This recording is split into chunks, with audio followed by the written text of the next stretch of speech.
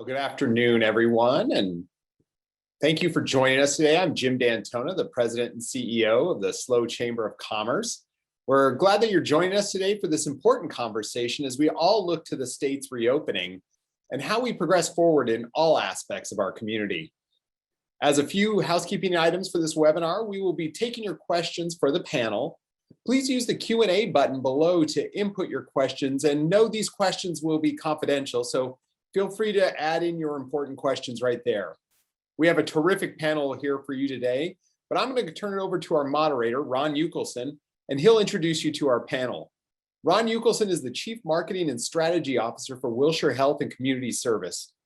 He has more than 30 years experience as a senior level hospital administrator, including 14 on the Central Coast for both Tenet Healthcare, where he was a Chief Strategy Officer, as well as Dignity Health, serving as Senior Director Administrative Services. Ron, go ahead and take it away. Thank you, Jim. I always get a little bit of apprehension and nostalgia whenever I get introduced, because it makes me realize I've been working in healthcare so long that when I started, doctors came to your front door and pizza didn't. So I've been doing this for a little bit of time. I wanted to welcome all of our viewers and our panel of three topic expert. Today, our absolute complete intention is to bring you the facts, just the facts about the COVID-19 and COVID-19 vaccination. As of yesterday, if the state website can be trusted, about 40% of our county residents are fully vaccinated. Michelle may have some updated statistics. 51% or so have had at least one dose. We know, just based on national polling, about 20% of the people in the country are just not going to get their vaccination for whatever reason, whether that be religious, whether that be ethics, or whatever the reason might be. So that leaves about 30% of you that we call the movable middle. And in order for us to reach this mythical herd immunity, we really need to help most of that movable middle understand just what the COVID vaccine is and what the benefits are, not only to us, but to our society as a whole. So we're going to direct much of our questioning and much of our answers towards you, as well as all the employers and great members of the chamber who are on the call today, so that you can answer questions such as, can I make my employees get vaccinated? Can I ask them if they've had a vaccination? So we'll all direct some things for you as well.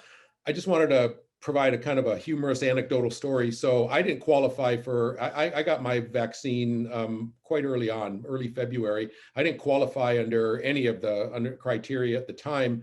But Dr. Parzych and I, who I work with, we were going out to spend an entire day at some skilled nursing facilities and some assisted living facilities and whatnot out in Lompoc. And he said to me one day, he said, I'd feel a lot better you going into these facilities, which I do every week anyways, if you got vaccinated. And I was really intent on not jumping the line and really keeping my place. But I decided that, you know, it was probably the right thing to do for the residents and myself of these facilities. And so, of course, I want to be as low key as possible. And I kind of put my hoodie on and walk up. And at the time they were doing the vaccines behind the health center on Johnson Avenue. And I'm trying to be as inconspicuous as possible. And of course, who do I run into right as I set foot on the property? Dr. Bornstein. And she looks at me and says, so Ron, giving direct patient care now? It was not my most comfortable moment.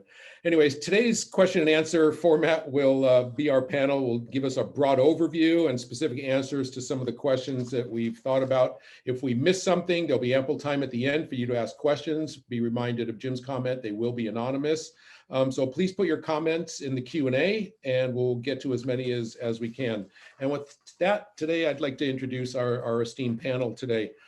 I have the pleasure of working every single day with Dr. Kevin Parzych. He's the Chief Medical Officer at Wilshire Health and Community Services, as well as the Medical Director for Wilshire Hospice. He's had a 25-year career as a board-certified family physician, specializing in palliative care. And he currently oversees all of the medical care for our home health, our hospice, and our community services agencies. Michelle Shoresman probably needs to get her SAG card or something with the Screen Actors Guild, because she's had more airtime lately than some of our more famous actors. She's the division manager for the, as the spokesperson for County Public Health. She's the division manager for the Division of Healthcare Access at San Luis County Health Agency, with more than 18 years of experience. She's a proven health management expert with extensive experience ranging from the fiscal projects management to stakeholder communication to documentation analysis. And really pleased also to have with us Angela Toomey. She's the human resources manager for the San Luis Obispo-based insurance agency, Morrison Garritano. An interesting fact about Morrison Garritano, they were a charter member of our Chamber of Commerce almost 120 years ago, and have had continuous membership every year for the last 117 or so years since the chamber has been in business. She has 17 years of experience in human resources and is both Hipaa certified and a World at Work certified compensation professional. So welcome to our panel, and great to have you here. Michelle, I think I'm going to start the day off with you. If you can please give us a snapshot of where San Luis Obispo stands, debunk those dumb statistics I just gave, and what our goals are for the number of people who are vaccinated. Sure, Ron. Thanks for having me here today, and to you and the chamber team. And I'm happy to report that our numbers are just a little bit better than the numbers that you quoted there at the outset. According to the state's website today, we have provided in our county, including all types of providers, local pharmacies, and public health, about 250,000 doses of vaccine, which is pretty darn good for a small county like ours, I think. Of those, about 63% have been provided at our 3 public health clinics in Arroyo Grande, San Luis Obispo at Cuesta College, and Paso Robles. That number is about 158,600 doses. And public health has fully vaccinated about almost 75,000 people, 74,816. With that number and those that have been vaccinated at the local pharmacies and other types of providers, we are at about 55% of all eligible people have been fully vaccinated. Now, we know that there is a number of people, those that are under the age of 12, that are not eligible for vaccine yet, and that percentage is about 11, a little more than 11% of our population cannot get vaccinated yet until the emergency use authorization on the vaccine is extended to that age group. And what we really want to do as a county is get to herd immunity, which is 80% or higher of all of our population being vaccinated. So we're at 55%. 11% can't get vaccinated yet. So we still have a pretty big gap to fill, and it's going to take every single one of us to get there. So hopefully that gives a little bit of context to get us going today. Appreciate that. And Kevin, just the basics. What's COVID and what are we dealing with out there? Thanks, Ron. Thanks for having me here. COVID is sort of a short acronym for the SARS-CoV virus. It's a really common virus that we've seen coming around sort of cyclically. It's a big, nasty virus, as we've all noticed. And then it causes this upper respiratory as well as a sort of a full body infection that can be very dangerous, as we've all noted, and as witnessed not only here locally, but what's going on in India right now. So the vaccine, if you ask me, why do people worry about getting the vaccine? There's one word that just pops to my mind, and that's fear. And there are very, very few reasons why people shouldn't get the vaccine. The contraindications to the vaccine is incredibly small. So more than 99% of people should be eligible to get this. There's only a handful of diseases or particular medical conditions that would require you to abstain from the vaccine. And we can get into that a little bit more if you want, Ron, about how that works and the why. But great. Well, thank you for that answer. And Angela, many of us, we're all, many of us, and probably most of us on the call are employers, and most of us are currently staffed remotely, and many of us are apprehensive about bringing staff back into the workplace in the correct manner. Can you tell us a little bit about the first thing you did at Morrison Garritano before considering what a return to work would look like? Hi, thank you for having me today. For us, our first consideration was the people that we wanted to bring back. Over the past 14 months, we've learned a lot about how COVID-19 has impacted our employees emotionally and physically through conversations, lots of pulse surveys, and just basic outreach. We learned that things changed often and swiftly, and it's important to be prepared for employees' status to change from day to day. And here we are, about 13 months later, we started our return to work planning by asking some of those very same questions of our employees. We set out to gather a lot of data on how many employees were ready and willing to come back. They were just waiting for the invite. How many really wanted to come back, but maybe they had some barrier. Maybe they had a medical issue or a childcare issue. Or there were some folks that maybe wanted to return when it was safe, and we found out, okay, what does it mean to you to return safely? And then we also wanted to know how many employees love working from home and just would like to stay there. And this was really important data for us to understand what our barriers were. And we looked to every single individual to understand their personal situations and sat down with them to see if their preferences could be accommodated, or maybe if they needed to work with HR on some kind of reasonable accommodation.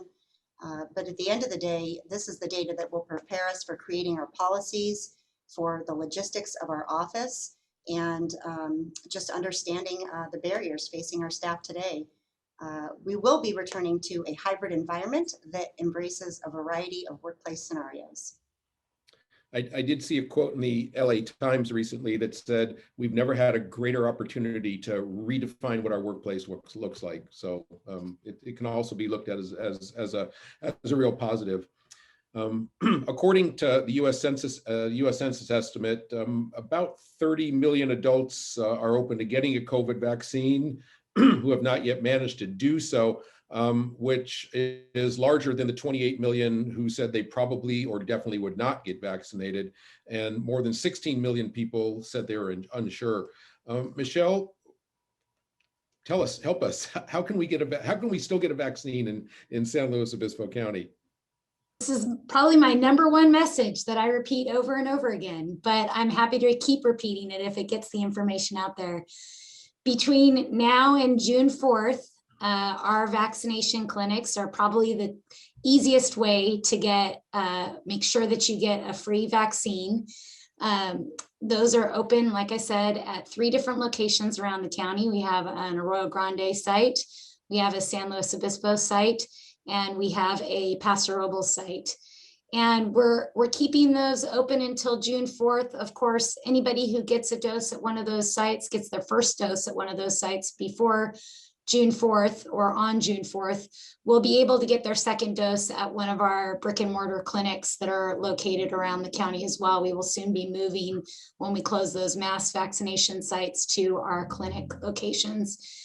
All of our appointments are available on myturn.ca.gov. That's the state's vaccine appointment system. There are also a number of locations around the county, pharmacies and the like, that are listing their appointment availability on MyTurn as well. So when you go to MyTurn, you will see everything within the region that is available. Some pharmacies, of course, are running their own appointment systems, and so you either have to call or go on their websites to sign up for an appointment. But all that information is available on our readyslow.org website of where and when appointments are available. And we also have a unique opportunity right now that when we close our large scale clinics, not only will we be moving to our public health clinic sites, but we'll also be doing more mobile vaccine clinics. And there is an opportunity on our website for companies that have 25 or more employees that want to host public health as a vaccination site, we're happy to take applications for individuals and groups and employers that want to do that. That's great. What a Boy, great thank you. service. So at the end of every year, we always get asked, what's the one phrase that's overused, or what should we no longer say? And I'm voting for vaccine hesitancy. So Kevin, can you tell us, what is the COVID vaccine? What went into it? Is it true they rushed it through? I mean, there's all these myths about it. And if you could kind of clarify for us, what is the mRNA and what's the COVID vaccine, and just what does it do for us? Yeah, unfortunately, there was a lot of information that spilled out very quickly to the general public. And then even more unfortunately, a lot of disinformation and poor information that sort of quagmired people up a little bit. So You mean Bill Gates isn't putting a chip in my brain? Really? probably for other reasons, and he's Okay. terrified by what he's finding in there, let's be honest. So vaccines have been around for a long time, folks. We use them, remember, we'll go all the way back. Remember, your immune system is basically your defense system for your entire body. It's like the military, right? You've got little soldiers all the way up to your generals. We have different cells that do different things. And so what a vaccine is trying to do is teach your immune system what is a bad guy and get rid of it before it causes problems. It's as simple as that. So we're basically just priming your immune system so that if and when you're exposed to whatever it is, whether it's whooping cough or COVID, that your body will say, hey, that thing is not supposed to be in here. It's going to hurt us. Get rid of it quickly before it has time to multiply and cause illness or death. So that's the basic premise of what a vaccine is. What we used to do is we would take a specific protein or something on the outer capsule. I mean, to go back to polio, what they did is they figured out what are some specific little things on the outside of the polio virus that were unique to polio that said, hey, that's polio. And what they did is they give that to your body and say, when you see this thing, attack and kill it. And it worked. And that sprung forward. And now we've got all kinds of crazy vaccines. And some people, being in primary care and having done a lot of pediatrics, I spent a lot of time with parents. And, as a parent myself, we all get a little high strung about things like, why would I even give polio vaccine to my kid? Because we have the luxury in this country that we don't have to worry about some of those diseases. But the truth is, most of them are still out there and they still kill people. COVID still kills people. Polio still kills people around the world. Measles, mumps, and rubella, the old MMR that everyone freaks out about, still kills children. So when it comes to the COVID vaccine, what happened is they introduced very quickly this new mRNA stuff. And that got everyone all freaked out about it. The truth is they've been using mRNA technology for over 10 years, looking at all kinds of different vaccine prototypes on this. They had one they were going to do for Zika virus and for other common viruses that we see around the world. So it wasn't actually new technology. They have lots and lots and lots and lots of data and safety trials and everything else done around that technology. The beauty was they had already done all that legwork. So when this particular virus came around, they said, hey, instead of Zika, figure out what is a little something that's unique about COVID, which is those little spiky things all over it. Right? It's called coronavirus because it's got those little spikes that makes it look like a crown. So they found what are the proteins that make those little crowns, and then what is the DNA, the RNA that teaches the cell to make those crowns, and that's what's in this particular vaccine. So again, from a safety standpoint, yes, this particular one was rushed, but it wasn't, because it was based on 10 years of data saying that this type of technology is super safe. And all they did is took this thing out and put this one in. So again, it wasn't all brand new. The only thing that was brand new was this particular slice of RNA. Now, RNA is all it is a little blueprint that your cell takes and says, oh, well, thanks for teaching me how to do this. I will make the protein. So what happens when you get the Pfizer and the Moderna vaccine is your cells are getting these little blueprints and you are making corona spike proteins and putting them in your cells. So now your immune system is wandering around and says, hey, what's that little thing hanging out there that isn't usually there? And it identifies that spiky thing so that when the real corona comes around, it'll attack and kill it. Does that make sense? Now, that RNA cannot get into your DNA. It cannot change your DNA. You're not going to like turn into an amphibian overnight. It's not going to be like an inheritable thing. The minute you use an RNA to build those little spiky things, you tear it up and throw it away. It's used once and done. Great. So there is really, it's spectacular technology, folks. This is the wave of the future. In fact, this is how your cancer is going to be treated someday. In fact, that's a lot of what they're already doing with cancer, is using the immune system to identify and kill things that shouldn't be around, like cancer. Well, So that's the story gonna- on that. I'm going to want to get to why it's important to get vaccinated, but what you said leads to a question that I'd like to ask Angela first is, do people need to be given time off to get the vaccine? I've heard of companies paying people. I've heard of them giving them PTO time. I've heard of them saying do it on your own time. So is it important to give people time to off work to get the vaccine? And in your experience, are employers allowing staff to get the vaccine on company time? Yeah, some employees might need to take time off work to either actually just go and get the vaccine or to rest if they were to experience any vaccine-related symptoms. For anybody who does need the time off and they work for an employer in California with 25 or more people, they would be eligible for the California Supplemental Paid Sick Leave benefits. And those, unlike the federal benefits, offer full compensation. And this includes even your employees who work at home. Employers can also seek the same tax credit in the same fashion they did under the federal benefits that have sunsetted. And at Morrison Garritano, we certainly welcome employees who wish to be vaccinated to do so during work hours if they need to, like we would for any other illness prevention. And I don't know about other employers. For us, about 17% of our staff miss some work for a vaccine-related reason. And we know that many more are vaccinated, but that's about how many actually miss some work for it. Because during that same period, if you looked at it, over 60% of staff use regular sick time for some other reason. Great, thank you. So now that we know where to get it, what it is, and how we can help employees get it, Kevin, tie a little bow on it. Why is it important? And with a little bow, you want me to go into that? Basically, because you need to save lives. I mean, that's the point to it. It isn't, what people need to step back and realize is, unless you are in the high risk group, this isn't necessarily about you. Yes, you have risk, but there are people in our community that are very high risk. So one of the controversies I heard about this morning was families talking about, well, why would I give this to my kids, even if they authorize this below the age of 12? And the truth is, because they want to visit their grandparents who may or may not have gotten the vaccine, or maybe the vaccine wasn't appropriate. And remember, the vaccine protects you 95% from having major illness, like ending up in the ICU and sick. So there's still a 5% chance.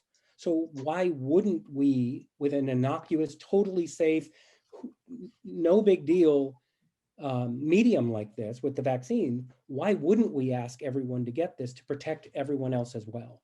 I mean, it's sort of like we all wear seatbelts now. It's part of the law. How many car accidents? I personally have never been in one, but I still put my seatbelt on. So I'm not going to take the risk to say, screw it. I don't ever get in car accidents. I'm not going to have a seatbelt. It's about the risk strategization on that, and about everyone else. That's what I told our kids. I said, I buy fire insurance every year, but I don't want my house to burn down. So exactly right. Same analogy. Kevin, you've touched on this a little bit, but if we can just kind of maybe delve into the science of it just a little bit more deeper, but briefly, because one of the many questions that people have are, this thing seems to the vaccine seems to have been developed quickly. And maybe you can give us some some context on the development process, like,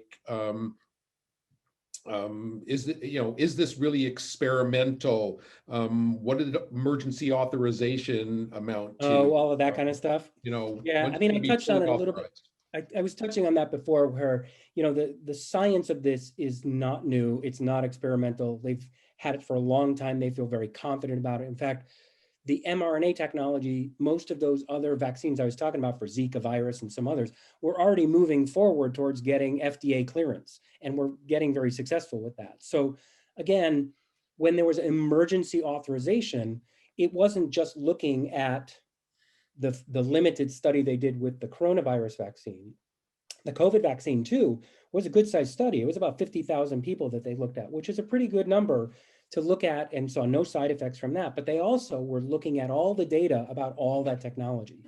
So it was a giant amassed amount of information that they looked at to do the emergency authorization. So again, it wasn't a glib decision. And folks have to remember this as well. The CDC, the FDA, all these folks are, for the most part, people that want to help people. They're like me. I'm not doing this for my own betterment. I really want to help people, and they really want to make sure they're safe, and they would never do anything to hurt anybody. So, I mean, when you put it all in that context, it isn't new, it isn't scary, and it's not experimental. Does that help? Are there, yeah, it very much so. Thank you. So are there still questions about the efficacy of this drug?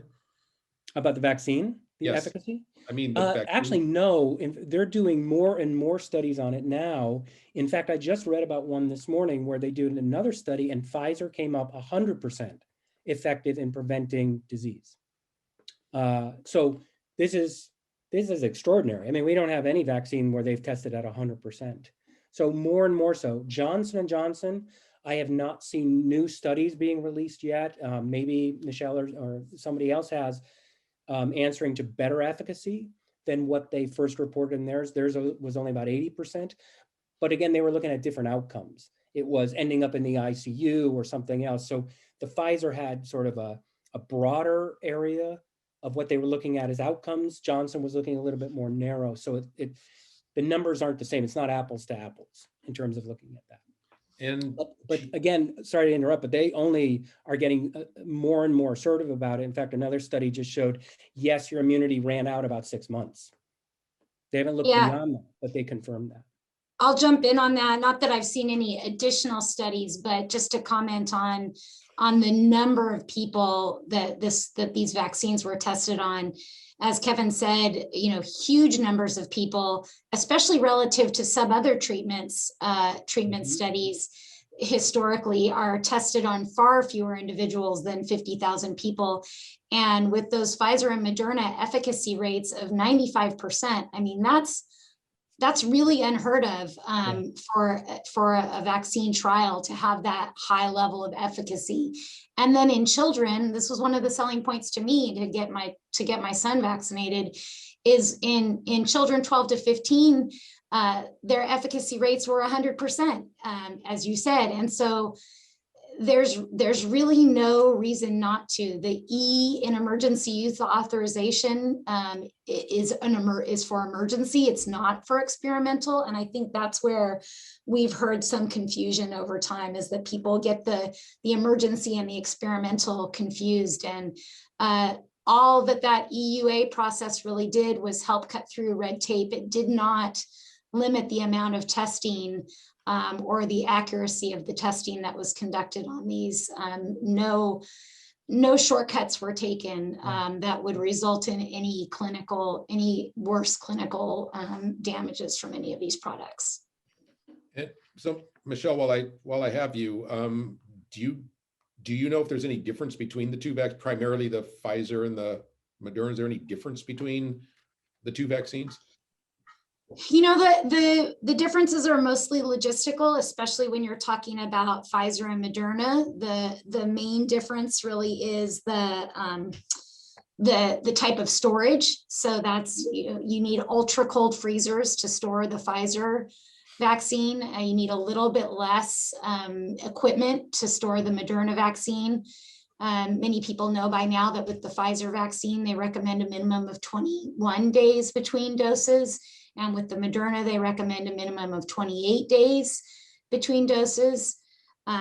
Supposedly with the Pfizer, there's 7 days between your second dose and full effectiveness. And with Moderna, there's 14 days. But I think in general, most people are just sort of, including the CDC and many of the guidance documents that I've seen, most are saying that just to be safe, wait 2 weeks before you consider yourself fully vaccinated after the second dose, and that the vaccine is fully effective. Now, obviously, there's some big differences between those two vaccines and the Johnson & Johnson in terms of their outcomes and their studies. And Kevin can talk a little bit more about that if we want to go into the weeds. But really, all three of them are highly, highly effective against severe outcomes from COVID. And the nice thing about the Johnson & Johnson is that it's one and done. There's one dose, and then 14 to 28 days later, you're fully immune and have the maximum effectiveness of that vaccine. So it's been really effective for us to have the Johnson & Johnson available for those populations that are going to have a particularly hard time making it to a clinic or a provider's office to get that second dose. Great, thank you. And just to wrap it up on the vaccine, Kevin, two of the things that are floating out there that I hear with some regularity, the question of whether it's safe for a pregnant woman to get the vaccine, and there's some speculation that the vaccine could harm future fertility in women. Any science to that? Zero science to that. It is safe for pregnant ladies. However, every pregnant woman needs to talk about this with their own OB related to any kind of other risks associated with it. That's true for anyone. If they have any questions, especially if they have something called an autoimmune disease, these are not contraindications. It doesn't mean you shouldn't get it, but you should talk about it with your physician about your specific case for it. But absolutely not, it does not affect fertility. There's no microchips. Thank you. Michelle, I'm going to ask you a selfish question because my wife has been having so much fun volunteering at the Cuesta site every Friday, and now the mass vaccinations sites are going away. You touched a little bit about it in your initial remarks, but tell us a little bit, about the pop-up sites. Can people get involved in that? Are you taking volunteers? And I guess I'll leave it there for you.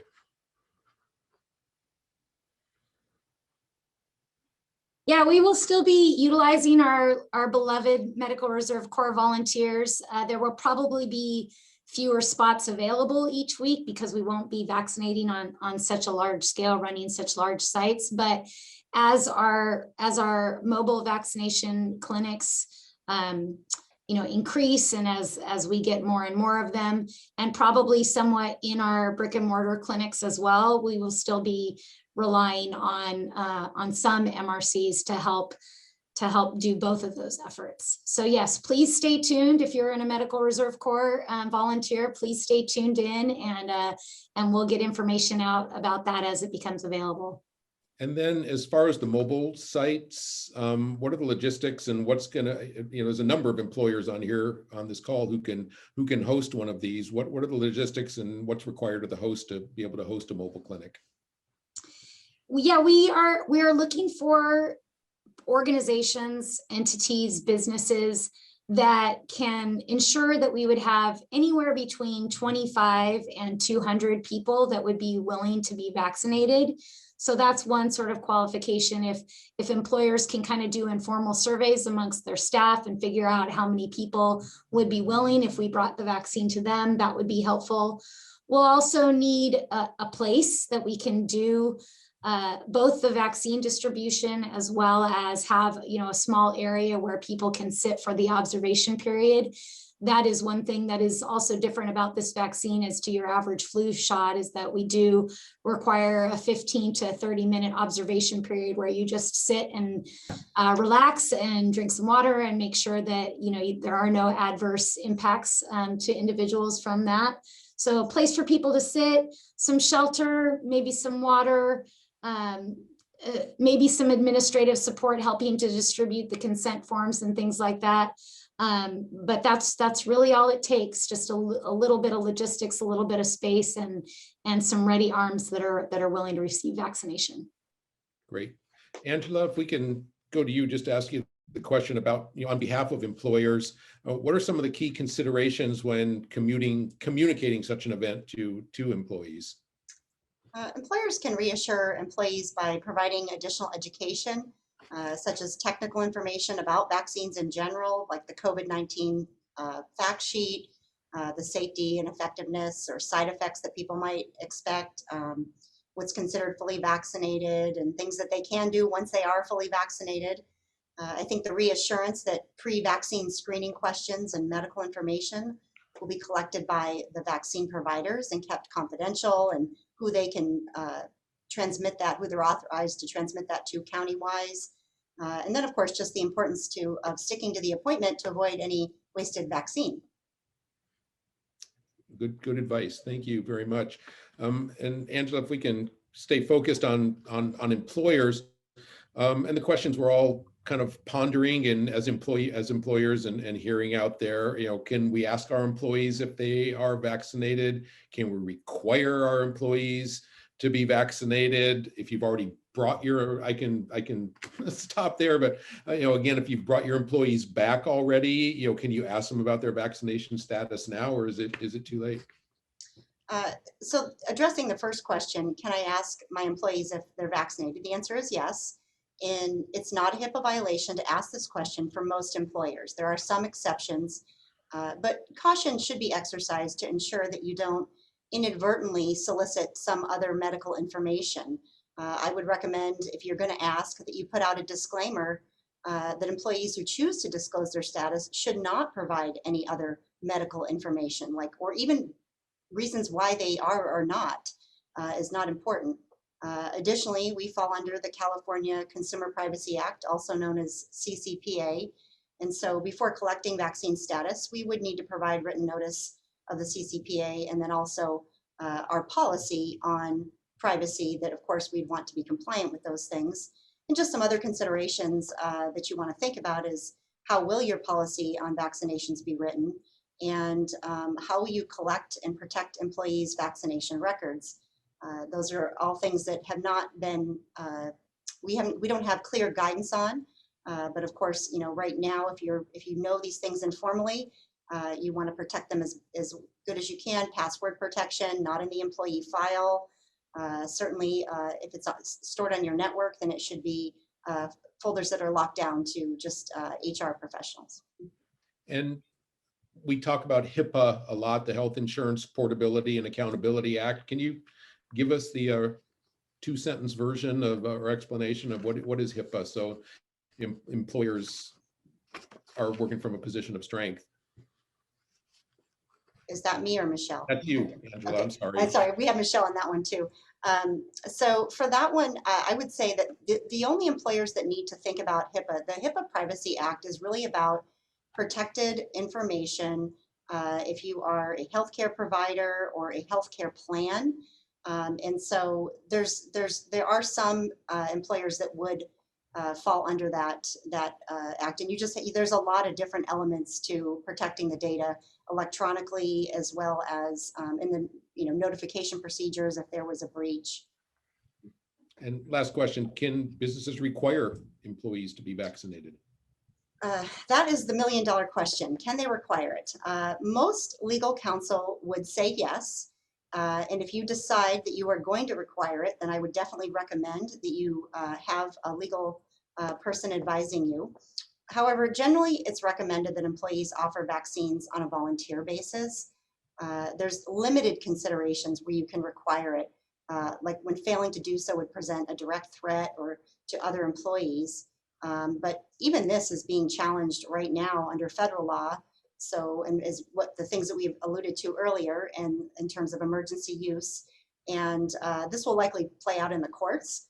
But there are things that you want to consider if you do decide to require it, and even if you're just offering it, or if you're encouraging it, you really just want to make sure that you don't discriminate or harass an employee or an applicant on the basis of any protected characteristics in California.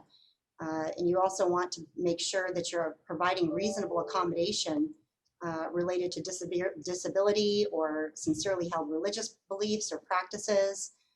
You certainly want to make sure that you don't retaliate in anyone for engaging in protected activities. That would be something like someone saying, gosh, I think your policy on vaccination is discriminatory. You definitely want to be careful of those things. But you don't have to accommodate people who just simply don't trust the vaccine is safe. And you're certainly welcome as an employer to enforce reasonable policies around it. Thanks.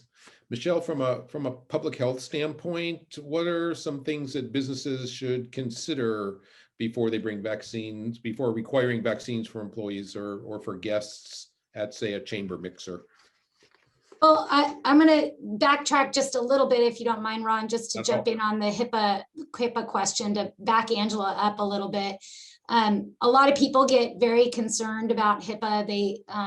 They don't necessarily understand that that an individual providing their own information to somebody else, a lot of people think that would be a HIPAA violation. It's not. The HIPAA stands for the Health Insurance Accountability, Portability and Accountability Act, which means really your healthcare provider cannot share your medical records with anyone else without your consent.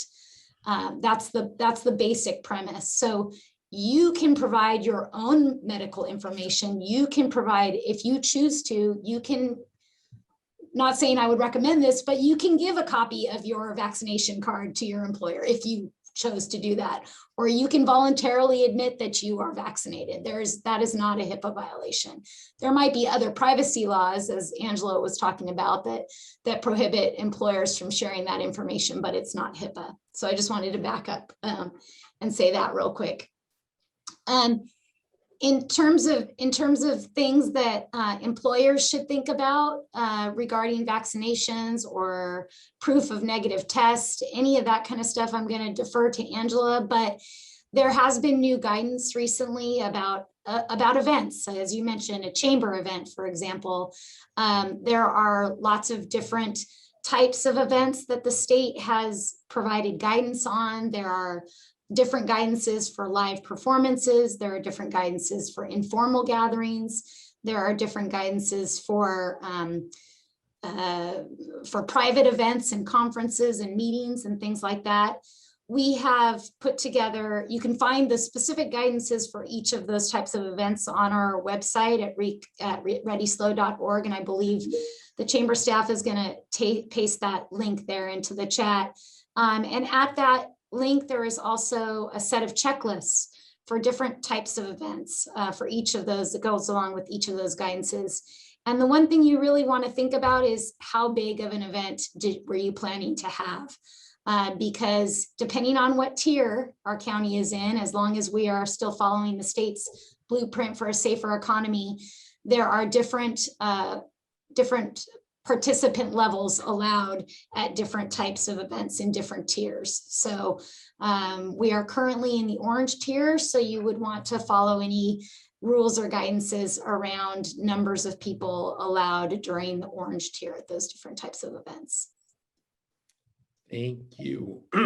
So, Angela, a couple more questions. I've already brought employees back. What do I do for those that aren't vaccinated?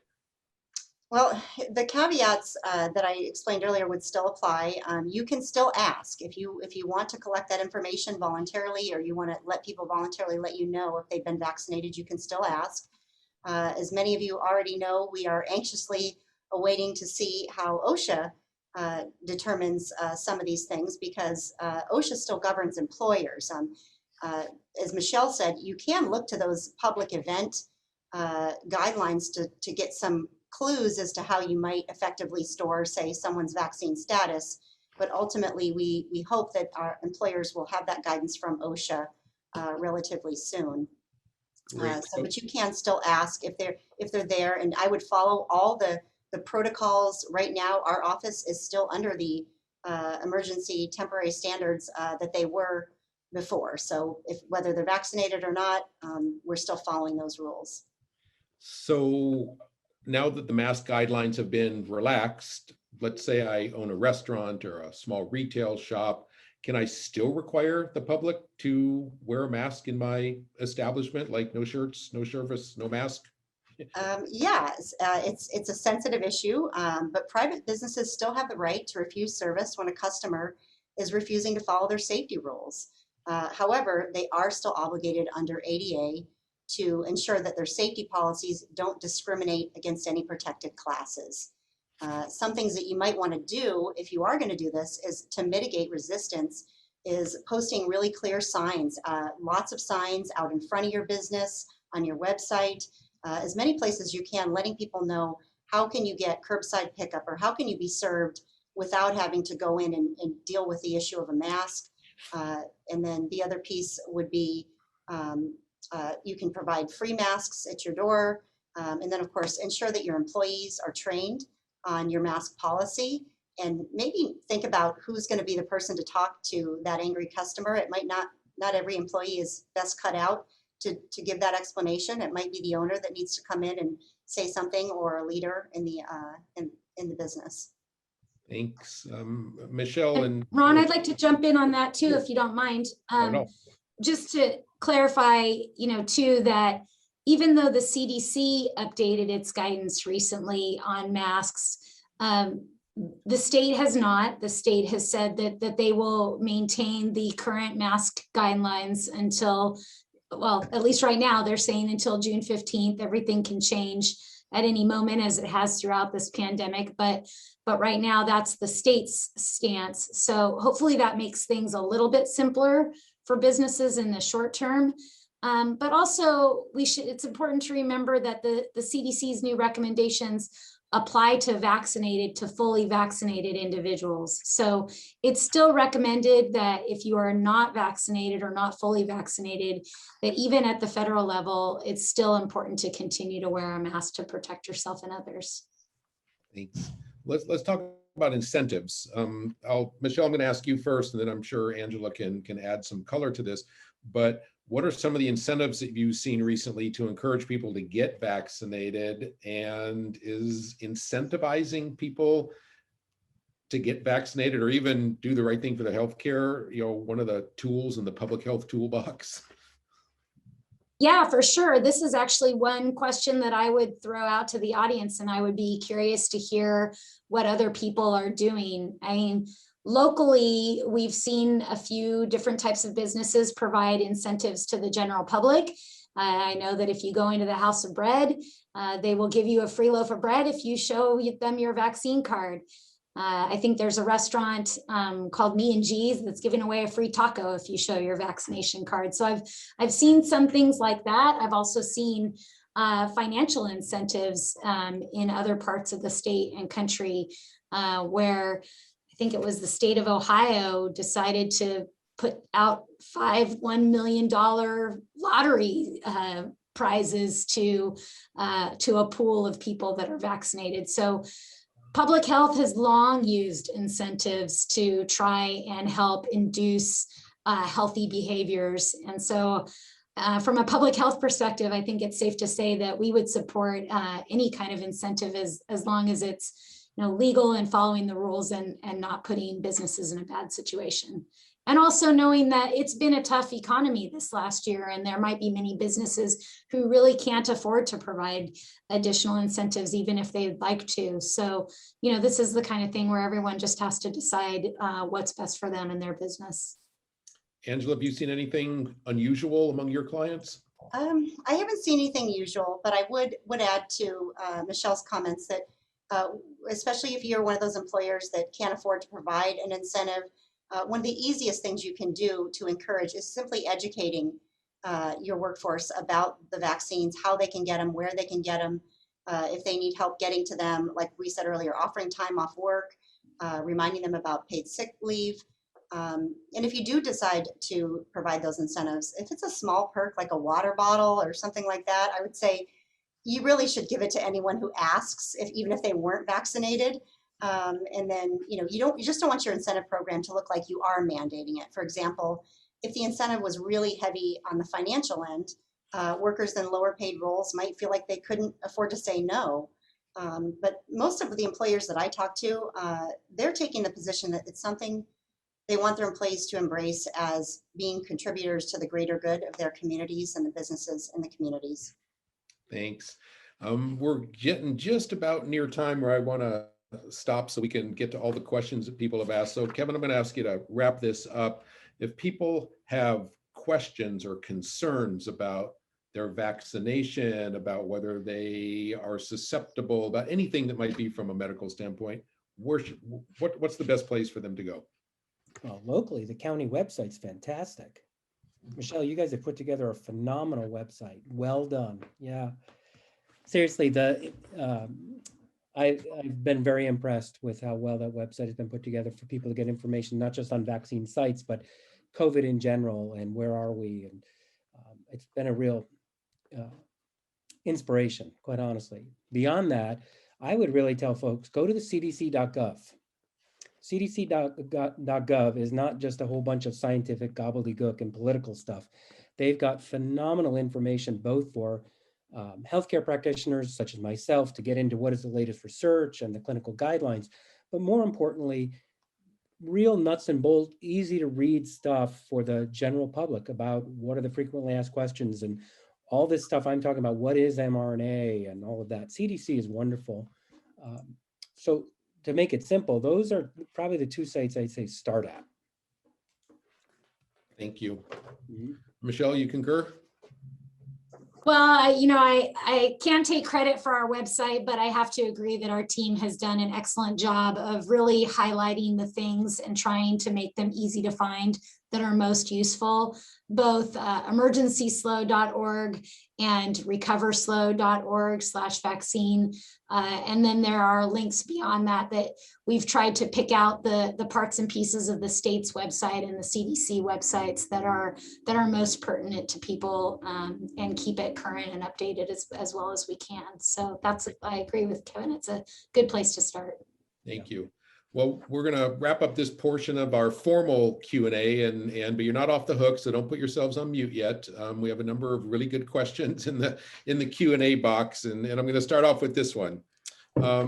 As part of encouraging, and whoever can answer, as part of encouraging employees to get vaccinated, my company is telling people they don't need to wear a mask, but that's not recommended by either Cal OSHA or the SLO County Public Health Department. If 90% of our employees are vaccinated, why is it necessary to wear a mask? Anybody able to answer that one? Because it's obvious you still have to.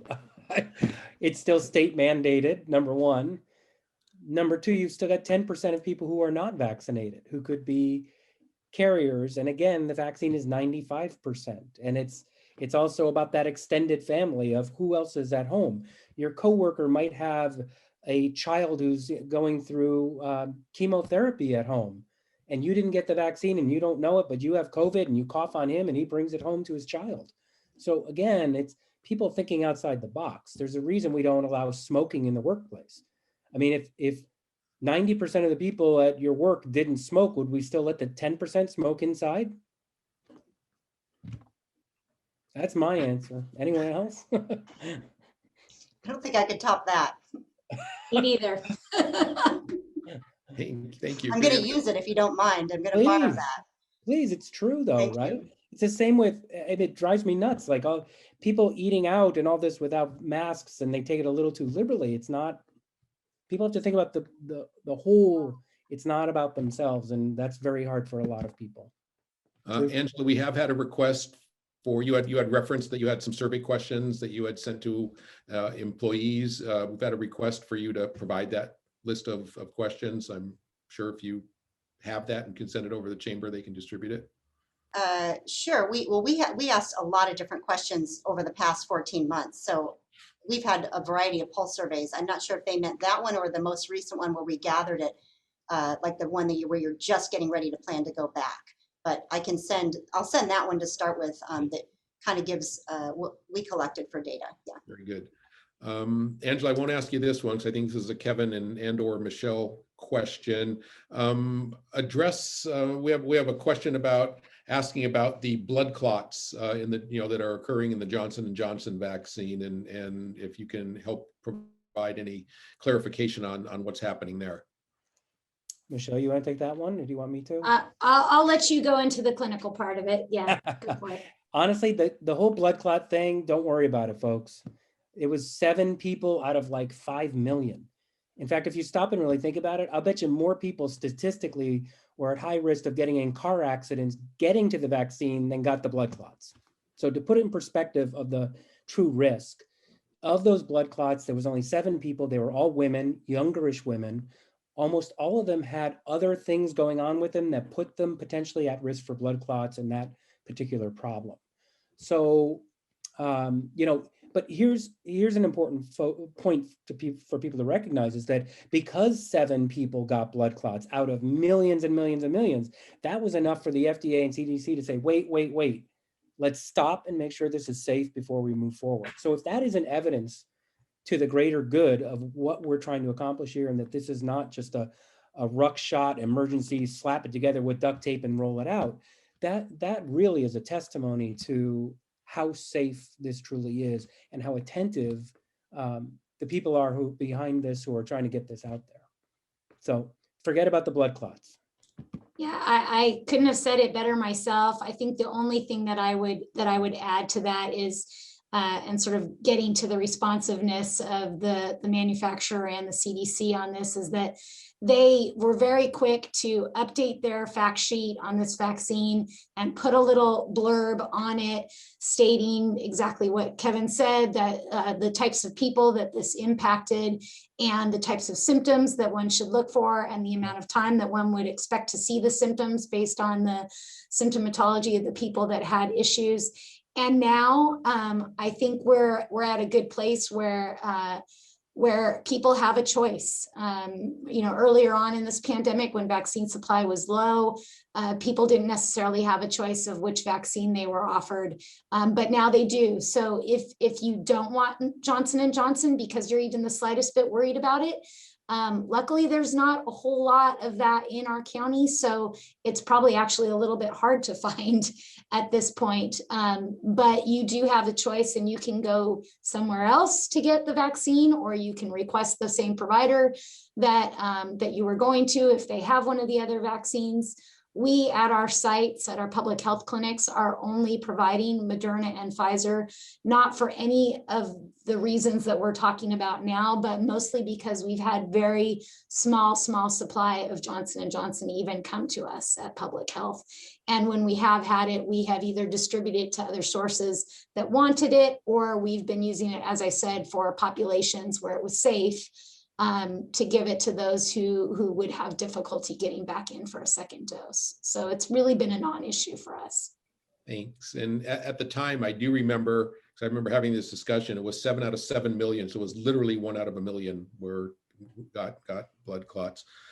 We have somebody with us today who's asking about the booster shot. Are we going to need a booster? I heard on NPR 9 months. I read today 6 months. Are we going to need that booster shot after a few months? Likely that we will. And it isn't known whether it's because the immunity that we've gained from the shot we're getting has waned, but more importantly, the booster will probably be because we'll include the variants into that new vaccine. The idea behind that is that with the variants, what they've identified is that the little spiky things are different on the variants. And that's where they're coming across with, well, maybe the vaccine might not work as good as it should with these different variants. They seem to be potentially a little bit stronger, a little easier to pass around. So my guess, and what we're hearing, is that the next round will include not only boosting the immunity that potentially you got from the first batch, but include the variants as much as possible. Anyone else? Is that what you're hearing, Michelle? Yeah, I think it's anybody's guess right now. I think everybody's doing their best to just try and conjecture of what's going to happen when and what the time frame is going to be around it. But just as an example, not like it's anything close to what we've been dealing with this pandemic, but back in 2009, 2010 with H1N1, we continued to see that was a regular flu virus. So it was able to be used, in the coming years as part of the regular cocktail, so to speak, that went into the flu virus vaccine for years to come. But I would not be surprised if there's something similar to that with COVID, where we have to get a dose, or it's included with something else, as Kevin was saying, for a year or more to come. Thanks. Next question, another clinical one. Why is it important to wait 21 days in between vaccines? Because they said so. I mean, we could get into deep weeds about the immune system and levels of IgMs and IgGs and the interleukin systems and how that all cellular response. Do you really want me to go there? Let's just say because they said so, and that's what the science seems to work out the best. When they give shots, they serially watch from people's blood tests how their response is. They're looking for peaks and troughs in your antibody levels, things like that. So that's why they've, each one is different because it's based off their own data that they collected during those studies. Angela, you may have answered this next question already, but I'll ask it because it was asked in the Q&A. Can employers share vaccination status with other employees? No, I would not recommend that you share vaccination status of any of your employees. I would recommend that information be tightly kept in HR, again, locked down as secure as you can get it. What you can do is, like, let's say you're a business and you get a customer that comes in and says, I would like someone to scoop my ice cream who's been fully vaccinated. And what you might say is, gosh, I can't tell you which employees have been fully vaccinated, but what I can tell you is that 95% of our staff are vaccinated, and we have safe practices. We wear masks, we wash our hands. Here's all the things we do to mitigate risk. But I don't think you should share that health information. Great. Thanks, Angela. And another one for you, and I'm just going to read it here off the Q&A. Following up on the incentive program, we have about half a dozen employees who are not going to get the vaccine, about 15% of our company. 2 of them are due to legitimate medical issues, other just personal preference. If we provide a bonus to those getting the vaccine, are we discriminating against those with the health issues? Do we need to give a bonus to them anyways?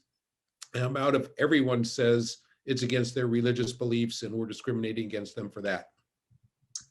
Okay, so in regards to the individuals who have a bona fide medical reason, that is something that is protected under the ADA and things like that. And you don't want to leave those people out. And I would recommend coming up with some creative incentive criteria. It's not a vaccination, that's a workaround for that person to earn that bonus, whatever it is. Maybe you could say, if it's something safety and health related that they could do that would enable them to earn it. Obviously, they should be wearing their mask anyway if they're not vaccinated, but 100% record of no safety incidents, whatever. But find another way for those folks. And the same thing with if someone says they have a sincerely held religious belief, then you do definitely need to accommodate that in the same fashion. And it does need to be genuine. I don't know that I would go to the mat to ask someone to prove it.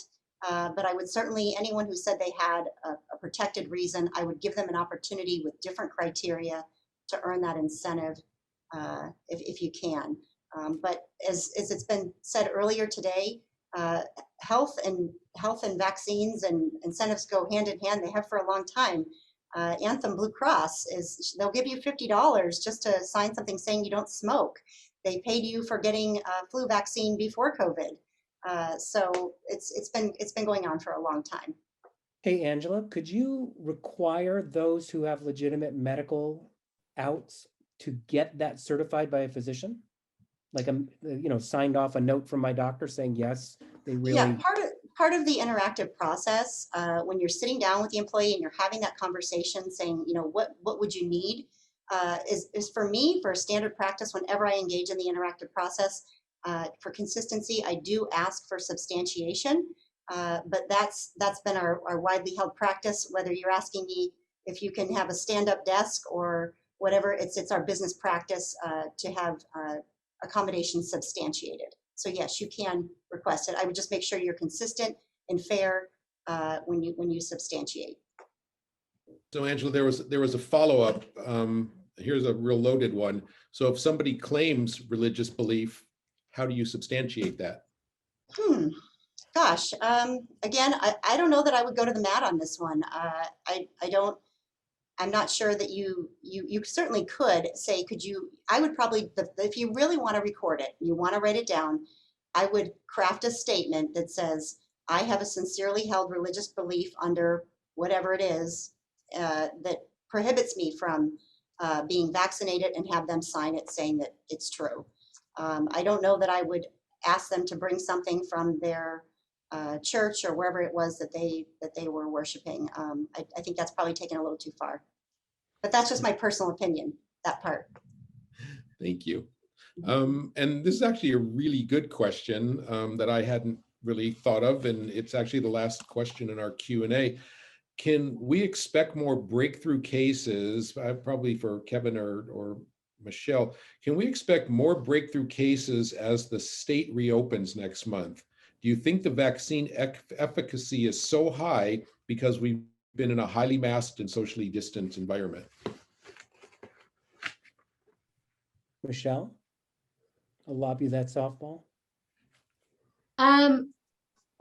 Yeah, well, we don't know what's going to happen next month, what beyond the blueprint means yet. The governor has given some indication that it might mean the end of mask mandates, but I suspect that it won't be throw away your masks completely at that point. I suspect that there will still be some guidance around wearing masks, and I would not be surprised if socially some people continue to wear masks in certain situations for a long time to come. So I don't think that there's anything definitive. This whole, as I mentioned earlier, this whole, I don't have a very good crystal ball. It's pretty cloudy at this point. I don't have any real predictions about where that's going to go. We'll be hearing it at the same time that many of you are probably. So I don't think masks are completely gone though. I would agree. Well, certainly, just my own personal, I did not even have a sniffle, let alone the flu this year. So I'm seriously considering masks, in particular in airports and airplanes, for quite some time. Besides, I have about 100 extra Wilshire Health masks, and they got to go to get used someplace. So with there being no more questions in the Q&A, I really wanted to thank everybody for participating. It's been really, really informative. I hope everybody that's participating today by viewing has gotten all the answers they need. If they haven't, I'm certain that Molly will be able to take some additional questions and forward them to the topic experts. So with that, I thank Angela, and I thank Kevin, Dr. Kevin, and thank you, Michelle, so much for giving us part of your afternoon. And with that, I'm going to punt it back to Jim to give us some closing remarks. Well, Ron, and I want to thank everybody for joining us today, the group, but the panel. A special thank you to our friends here, Dr. Parzych, Angela Toomey, Michelle Shoresman, and Ron Euchlesson for taking time out of their busy schedules to join us today. We hope this important conversation helps shed some light on how to think about vaccinations, how to approach your business reopening. To let you know, if someone wasn't able to attend, a recording of the webinar will be available immediately on our Facebook page and on our website, and other social media channels will be there soon. Additionally, as you register, we'll be sending a recap email to the registrants with the Q&A text and a copy of the recording. We thank all of you for being with us, and obviously, as this is a ever-changing, but at least seems to be going in the right direction environment, we hope we'll be able to keep you up to date on new things coming up through the great work of the folks at the county, our business crowd, and obviously our healthcare providers. We thank all of you for being with us today. We hope you all stay healthy and well, and we'll see you soon.